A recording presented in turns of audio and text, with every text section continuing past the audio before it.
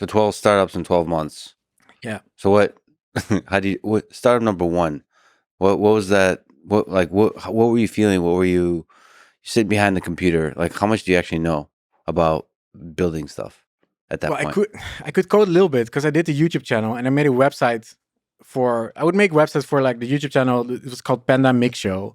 And it was like these electronic music mixes like dubstep or drum and bass or techno or house. I saw one of them had like Flash. Were you using Flash? Yeah, my CD album was using Flash. Yeah. I sold my CD, yeah. Kids, Flash was Flash was cool. Software. This is like the break. Like grandpa, but Flash was cool. Yeah, and there was, what's it called? Oh, boy, I should remember this action script. There's some kind of programming language. Script. Yeah, XScript. Oh, yeah. It was in Flash. Back then, that was the JavaScript, The JavaScript, yeah. And I thought that's supposed to be the dynamic thing that takes over the internet. Yeah. I invested so many hours in learning that. Steve Jobs killed it. Steve Jobs said, Flash sucks, stop using it. And everyone's like, okay. That guy was right, though, right? Yeah, I don't know. Yeah, well, it was a closed platform, I think, and closed. But it's ironic because Apple, they're not very open. Right. But back then, Steve was like, "This is closed. We should not use it," and it has security problems, I think, which sounded like a cop out. Like he just wanted to say that to make it look kind of bad. But Flash was cool. Yeah. Yeah, it was cool for a time. Yeah. Listen, animated GIFs were cool for a time too. Yeah. They came back in a different way. Yeah. As a meme, though. Yeah. I mean, like, I remember when GIFs were actually cool, not ironically cool. Yeah. Like, there's like, on the internet, you would have like a dancing rabbit or something like this. And that was really exciting. No, you had like the, Lex homepage. You had all these, everything was centered. Yeah. And you had like Peter's homepage and then the under construction GIF, which was like a guy like with a helmet and the lights. And it was amazing. Banners. Yeah, that's how before like Google AdSense, you would have like banners for advertising. It was amazing. Yeah, and a lot of links to porn, I think. Yeah, or I think that was where the merchant accounts people would use for. People would make money a lot. The only money made on the internet then was like porn, or a lot of it. Yeah, it was a dark place. It's still a dark place. Yeah, but there's beauty in the darkness. Anyway, so you did some basic HTML. Yeah, but I had to learn the actual like coding. So this was good. It was a good idea to like every month launch a startup, so I could learn the code, learn basic stuff, but it was still very scrappy because I didn't have time to, which was on purpose. I didn't have time to spend a lot of. I had a month to do something, so I couldn't spend more than a month, and I was pretty strict about that. Mm-hmm. And I published it as a blog post, so people, I think I put it on Hacker News, and people would check like kind of like, oh, did you actually, I felt like accountability because I put it public that I actually had to do it. Do you remember the first one you did? I think it was Play My Inbox. Because back then, my friends, we would send like cool music. It was before Spotify, I think. We would send like 2013. We would send music to each other, like YouTube links. Like this is a cool song. This is a cool song. And it was these giant email threads on Gmail, and they were like unnavigatable. So I made an app that would log into your Gmail, get the emails, and find the ones with YouTube links, and then make like kind of like a gallery of your songs, like essentially Spotify. Mm-hmm. And my friends loved it. Was it scraping it? Like what was no, it uses API? Like POP, like POP or IMAP, it would actually check your email. So that had like privacy concerns because it would get all your emails to find YouTube links, but then I wouldn't save anything.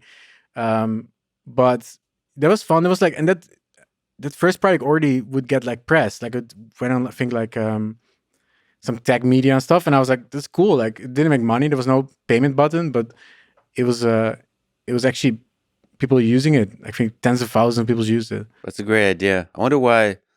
Like why don't we have that? Why don't we have things that access Gmail and extract some useful aggregate information? Yeah. You could tell Gmail like, don't give me all the emails, just give me the ones with YouTube links, or something like that. Yeah. I mean, there is a whole ecosystem of like apps you can build on top of the Google. Yeah.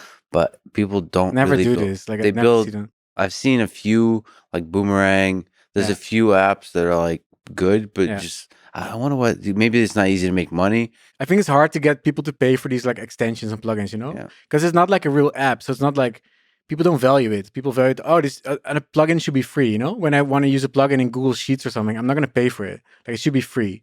But if you go to a website and you actually, okay, I need this product, I'm going to pay for this because it's a real product.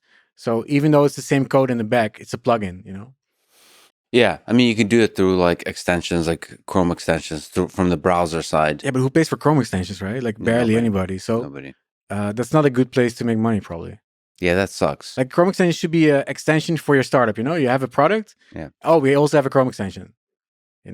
I wish the Chrome extension would be the product. I wish Chrome would support that, like where you could pay for it easily.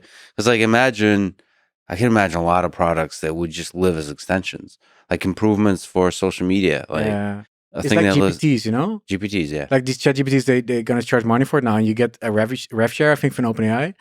I made a lot of them also. Why? We'll talk about it. So let's rewind back. It's a pretty cool idea to do 12 startups in 12 months. What's it take to build a thing in 30 days? Like at that time, how hard was that? I think the hard part is like figuring out what you shouldn't add, right? What you shouldn't build because you don't have time. So you need to build a landing page. You need to make the, you need to build the product actually because it needs to be something they pay for. Do you need to build a login system? Like maybe no, like maybe you can build some Scrappy login system. Like for Photo.ai, you sign up, you pay with Stripe checkout, and you get a login link.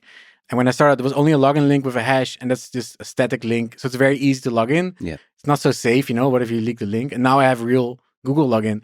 But that took like a year. So keeping it very scrappy is very important because you don't have time, you need to focus on what you can build fast.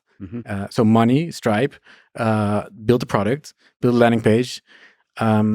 You need to think about how are people going to find this. So are you going to put it on Reddit or something? How are you going to put it on Reddit without being looked at as a spammer, right?